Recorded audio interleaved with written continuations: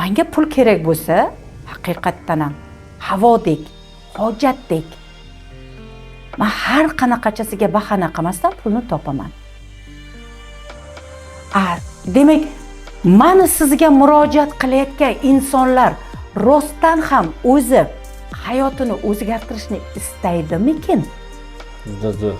Haqiqatdan ham Nigora opa, bitta narsani aytishim kerak. Bizga juda ko'p murojaat bo'ladi. Bir kunda misol uchun kursda o'qiymiz, bunaqa qilmoqchiman deydi, maslahatingiz kerak deydi.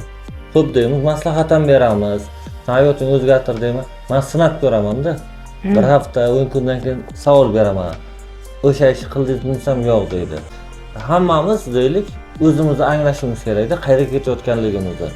Masalan deylik, men pul topishni xohlasam, bugun yer taydan bo'lsam pul topaman. Mana qorningiz och bo'lsa, 4 ta bolangiz och turibdi. Xuddi shunday.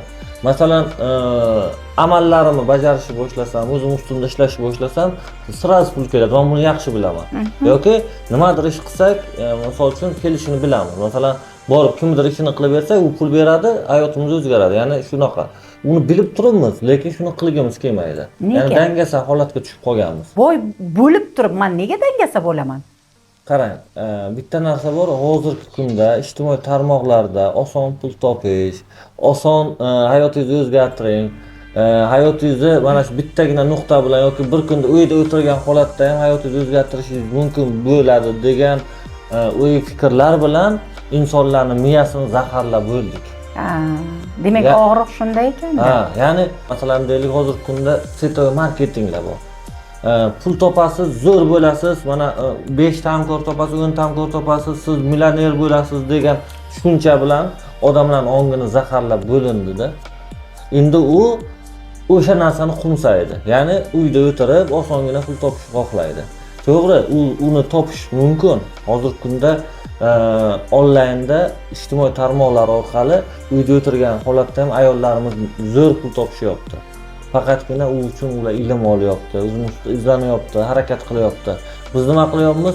Uni ko'ryapmiz-ku, unga qarab aytyapmiz, "Men ham shunaqa qilsam zo'r bo'ladi" deb o'ylayapmiz-da, boshlayapmiz, o'xshamayapti. Sababi biz uni o'rganmadik. Nimani qilmoqchi biza?